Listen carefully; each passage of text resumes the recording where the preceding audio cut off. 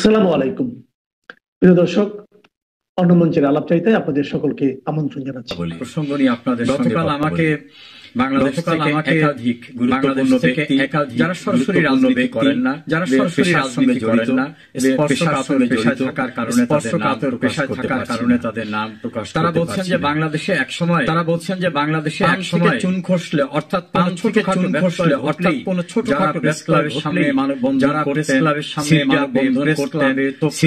বিভিন্ন জায়গায় বিভিন্ন জায়গায় বিবৃতি দিতেন, বিভিন্ন ভাবে কখনো বিভিন্নভাবে অভিযাত্রা অভিমুখে তারা কি হারিয়ে গেছে সন্ধানের জন্য আমরা কিছু করছি, সন্ধানের জন্য কি আমরা কিছু করছি না বলতে চাই, সে বিষয়টা নিয়ে কথা বলতে চাই। তেল গ্যাস খনিজ সম্পদ রক্ষা কমিটি নামে একটি কমিটি ছিল, রক্ষা কমিটি নামে একটি বিশাল বাণী তারা প্রচার।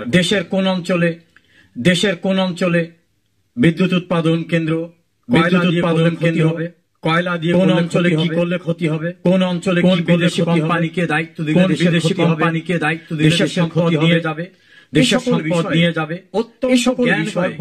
অত্যন্ত সেমিনার সিম্পোজিয়াম তারা প্রেস ক্লাবের সামনে, তারা জাতীয় জাদুঘরের সামনে তারা বড় বড় যাত্রা করতেন। এই অঞ্চলে যায়, ওই অঞ্চলে যায়, এই অঞ্চলে যায়, ওই অঞ্চলে যায়, এভাবে বাংলাদেশের সাম্প্রতিক সময়ে দেশের সঙ্গে সংযুক্ত হয় নতুন রাষ্ট্রীয় সীমানার সেন্ট মার্টিন নামে যেটা অধিক পরিচিত, সেখানে যে কাউকে যেতে দেওয়া হচ্ছে না, সেটা নিয়ে যে এত কথা, বিদেশিদের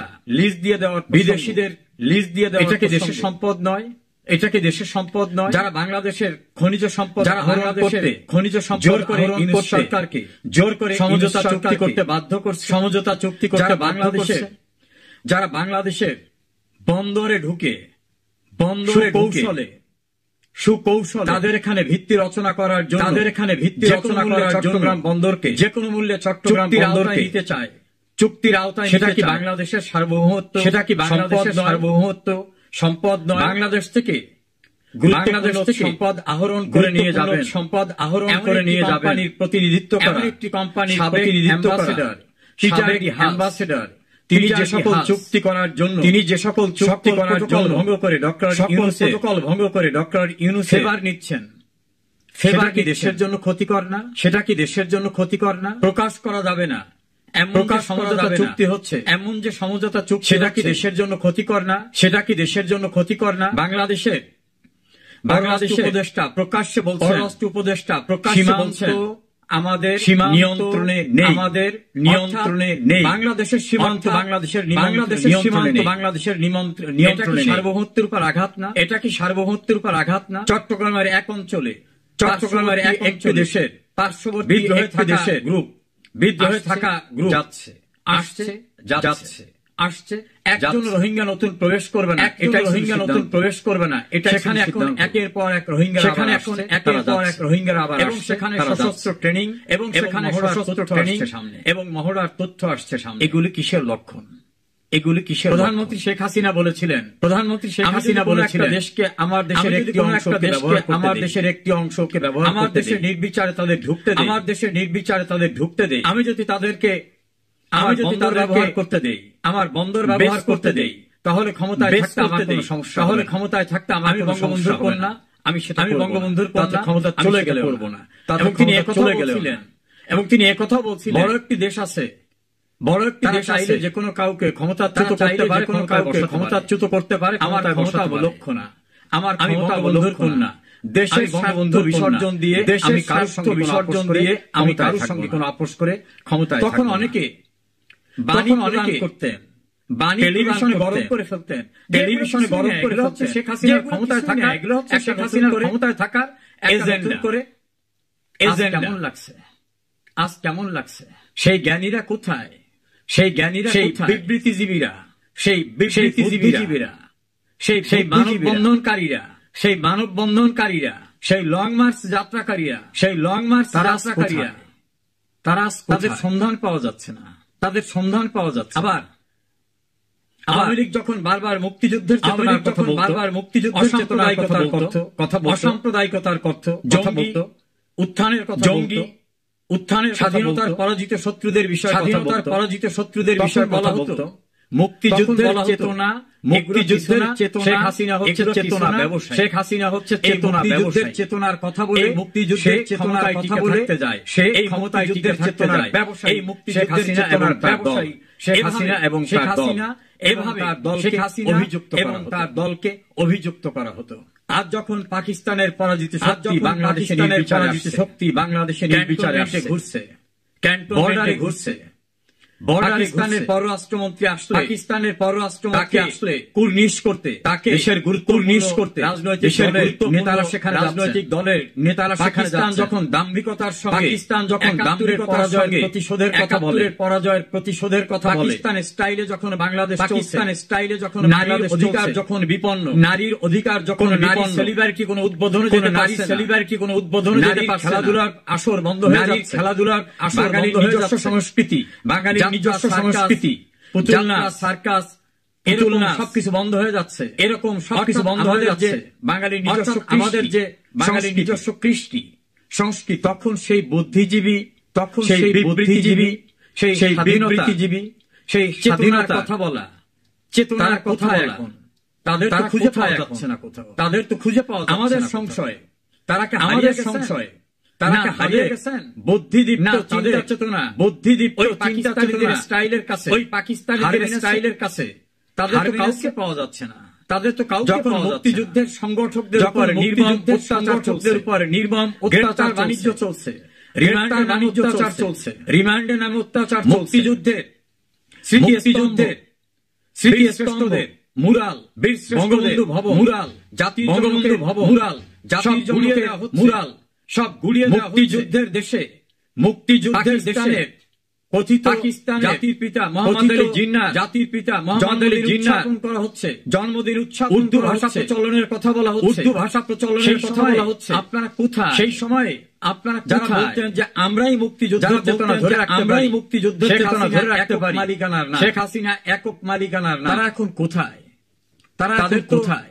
দূরবীন দিয়ে, তো দূরবীন দিয়ে, সোডিয়াম বাল্বের লাইট দিয়ে, সোডিয়াম বাল্বের লাইট দিয়ে তাদের তো খুঁজে পাওয়া যাচ্ছে। শেখ হাসিনা আওয়ামী লীগ একা না, যারা বলতেন শেখ হাসিনা আওয়ামী লীগ একা না, চেতনার বাংলাদেশ রক্ষা করতে আমরাই, চেতনার বাংলাদেশ রক্ষা করতে আমরাই। আমার প্রশ্ন আপনারা এখন কোথায়? আমার প্রশ্ন আপনারা এখন খুঁজে পাওয়া যাচ্ছে না কেন? খুঁজে পাওয়া যাচ্ছে না। বাংলাদেশকে বিকিয়ে দেওয়া হচ্ছে, কিভাবে বিকিয়ে দেওয়া হচ্ছে? শ্রমিকের অধিকার আদায় করতে হবে, শ্রমিকের অধিকার আদায় করতে হবে। 30 লক্ষ শ্রমিক বেকার হয়ে গেল, 30 লক্ষ শ্রমিক বেকার হয়ে গেল। রাস্তায় শ্রমিক নেত্রী, শ্রমিক নেত্রী, শ্রমিক নেতা মাথায় লাল ফিতা বেঁধে, মাথায় লাল ফিতা প্রেস ক্লাবের সামনে গরম করে দেওয়া, প্রেস ক্লাবের সামনে গরম করে দেওয়া, বন্ধ করে দেওয়া, গার্মেন্টস সেই নেতা নেত্রী দেওয়া কোথায়? সেই নেতা নেত্রী এখন কোথায়? 150টা ইন্ডাস্ট্রি বন্ধ হয়ে গেল মবের কারণে, ইন্ডাস্ট্রি বন্ধ হয়ে গেল মবের কারণে। মব রাষ্ট্রীয় পৃষ্ঠপোষকতায়, এই মব রাষ্ট্রীয় পৃষ্ঠপোষকতায় আয় দিয়ে দেশের অর্থনীতি সমৃদ্ধ হতো, দেশের অর্থনীতি সমৃদ্ধ হতেন, শ্রমিকরা উপকৃত হতেন। ধ্বংসের মুখোমুখি, আজ এই ধ্বংসের মুখ। কোথায় সেই শ্রম বান্ধব? কোথায় সেই শ্রমিক নেতারা? তারা কি হারিয়ে গেছেন? তারা কি হারিয়ে পড়েছেন? নাকি তাদের পড়েছেন মবের ভয়, তাদের আফিম মবের ভয় এমন গোপন হয়েছে যে তারা জাগ্রত হতে পারবেন না, যে তারা জাগ্রত হতে পারবেন না। বাংলাদেশের অর্থনীতি নিয়ে, বাংলাদেশের অর্থনীতি নিয়ে চমৎকার ভাষণ, বক্তৃতা, বিবৃতি যারা দিতেন, ভাষণ, বক্তৃতা, বিবৃতি যারা দিতেন, তারা কি খেয়াল করেছেন? তারা কি খেয়াল করেছেন? দারিদ্র্যের হার যেখানে এনে রেখে গেছে, দারিদ্র্যের হার যেখানে এনে রেখে গেছে, এখন যে দারিদ্র্যের হার কোথায় চলে গেছে? এখন যে দারিদ্র্যের হার কোথায় চলে গেছে? শেখ হাসিনা যে বৈদেশিক মুদ্রার রিজার্ভ রেখে গেছে, বৈদেশিক মুদ্রার রিজার্ভ রেখে গেছে, এখন জিরোর কোঠায় চলে যাচ্ছে, সেটা এখন জিরোর কোঠায় চলে যাচ্ছে। বিদ্যা কোথায়? আপনাদের বিবৃতি, আপনাদের লেখা, আপনাদের বিবৃতি, আপনাদের লেখা, আপনাদের সিম্পোজিয়াম, আপনাদের সেমিনার, আপনাদের সিম্পোজিয়াম, আপনাকে হারিয়ে গেছেন না তো? আপনাকে হারিয়ে গেছেন। বাংলাদেশের আইন শৃঙ্খলা পরিস্থিতির অবনতি হওয়ার সঙ্গে সঙ্গে, পরিস্থিতির অবনতি হওয়ার সঙ্গে কিছু তথাকথিত বাম নানা রকম ফোকাসই নিয়ে আসতেন তাদের ভূমিকা, ফোকাসই নিয়ে আসতেন তাদের। এখন যে আইন শৃঙ্খলা পরিস্থিতি বলতে, এখন যে আইন শৃঙ্খলা পরিস্থিতি বলতে কিছু নাই, মবক্রেসিতে চলছে, এখন যে সন্ত্রাসের দ্বারা দেশ চলতেছে, সন্ত্রাসের দ্বারা দেশ চলতেছে।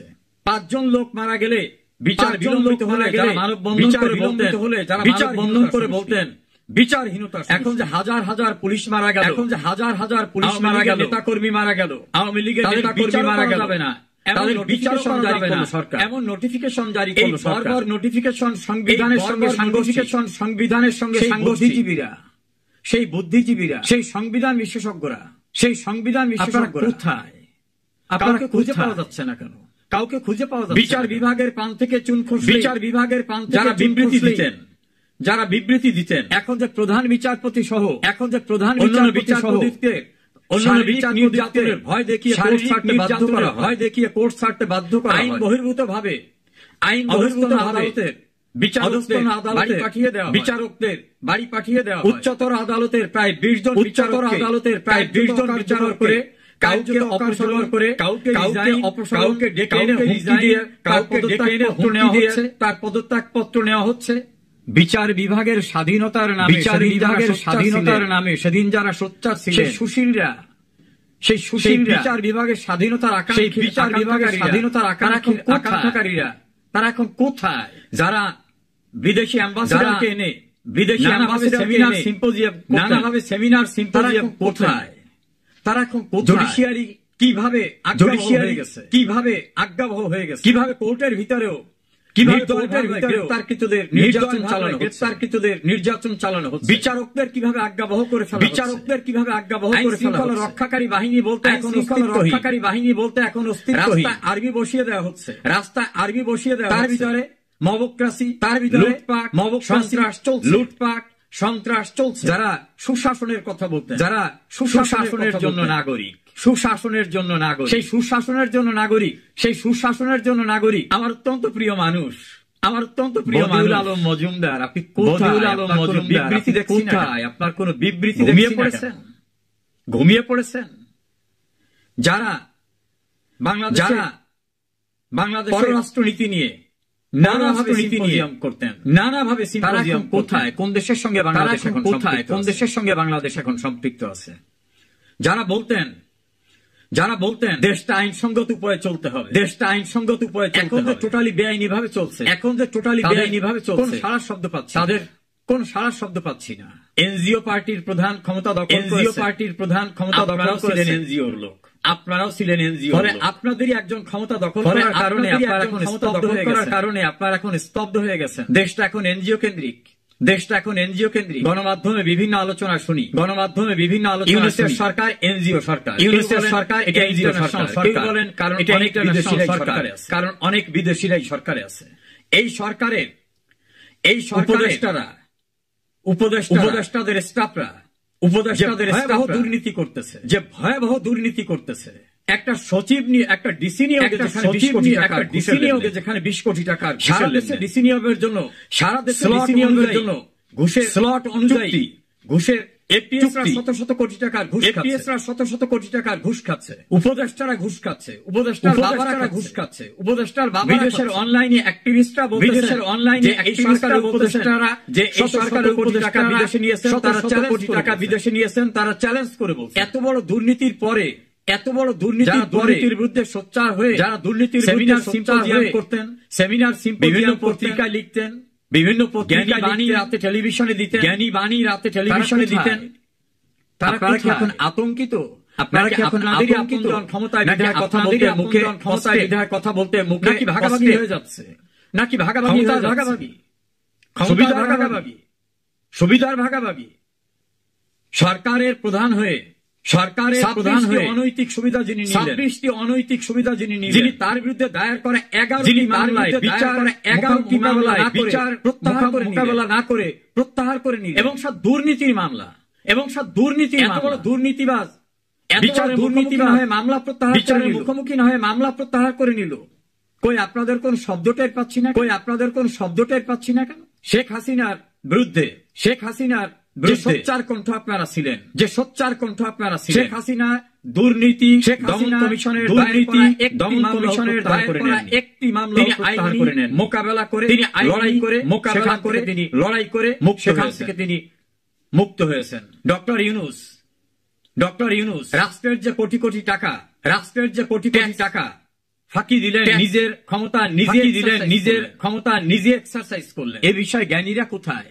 এ বিষয়ে জ্ঞানীরা কোথায়, বুদ্ধিজীবীরা কোথায়, বিবৃতিজীবীরা কোথায়, বিবেক নাগরিকরা কোথায়, সুশাসনের জন্য নাগরিকরা কোথায়? নাকি আপনারা এবং আপনাদের স্বজনরা মিলেই এই অবৈধ সরকার, মিলেই এই অবৈধ সরকার ভাসুরের নাম মুখে নেওয়া যাবে, ভাসুরের নাম মুখে নেওয়া যাবে। বিবৃতিজীবী, বুদ্ধিজীবী, সুশীলরা, বুদ্ধিজীবী, সুশীলরা মনে রাখবেন এই দিন চিরদিন, মনে রাখবেন এই দিন চিরদিন।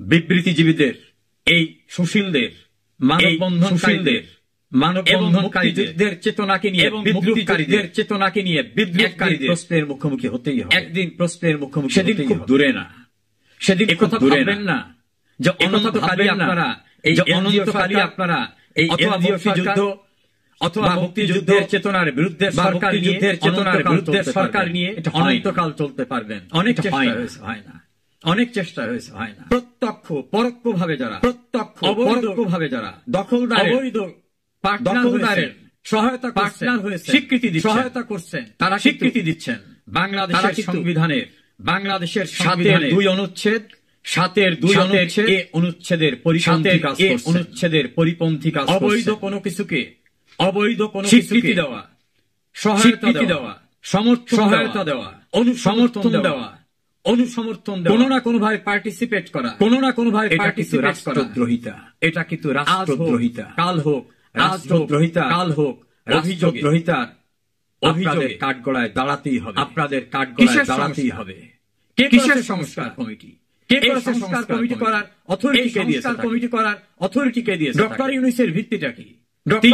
ভিত্তিটা কি? অবৈধ যেটা করবে সেটাই অবৈধ, অবৈধ ব্যক্তি যেটা করবে সেটাই অবৈধ। আত্মপ্রমাদ গুনার কোন দরকার, আত্মপ্রমাদ গুনার কোন সংবিধান ছুড়ে দেওয়া, সংবিধান ছুড়ে দেওয়া, সংবিধান সংস্কার করা। বাপু, আপনি কোথায় আপনার লিগ্যাল অথরিটি? কোথায় আপনার লিগ্যালগত ভিত্তি?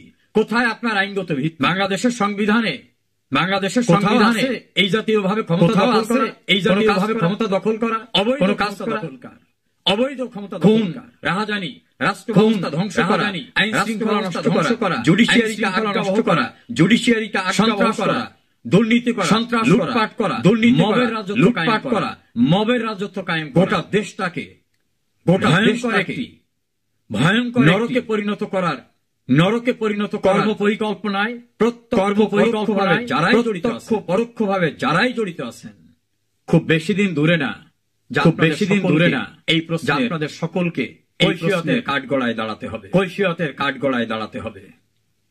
সাময়িকভাবে ক্ষমতা দখল করে এটা কিন্তু বঙ্গবন্ধুর খুনিরাও ভেবেছিল, এটা কিন্তু বঙ্গবন্ধুর খুনিরাও ভেবেছিল। 1975 সনের 1975 সনের 26 সেপ্টেম্বর মোস্তাক অবৈধ দখলদার ইউনূসের মতো একটা ইন্ডেমনিটি দিয়েছিল, ইউনূসের মতো একটা ইন্ডেমনিটি 1979 সালে। আর 1979 সালে যে অবৈধ দখলকার পার্লামেন্টের 9 এপ্রিল রহমান তার পার্লামেন্টের 9 রূপান্তর করে সেটা সংবিধানের পঞ্চম সংশোধনী নামক, সংবিধানের পঞ্চম সংশোধনী নামক সংশোধনী জোরে পাশ করিয়েছিলেন, ক্ষমতার জোরে পাশ করিয়েছিলেন। পরিত্রাণ কিন্তু এখনো যারা অবৈধ কাজ করছেন, এখনো যারা অবৈধ কাজ করছেন, ছাত্র হিসাবে চ্যালেঞ্জ করে বললাম, ছাত্র হিসাবে চ্যালেঞ্জ করে বললাম, যত সংস্কার করেন, যত জুলাই ইন্ডেমনিটি করেন, যত জুলাই সনদ করেন, কোনোভাবেই রক্ষা হবে না, কোনোভাবেই রক্ষা হবে না। রাষ্ট্রদ্রোহিতার কাজ করার দায়ে, রাষ্ট্রদ্রোহিতার কাজ করার দায়ে অবশ্যই মুখোমুখি হতে হবে, সেদিন মুখোমুখি দূরে হবে, সেদিন খুব দূরে নয়।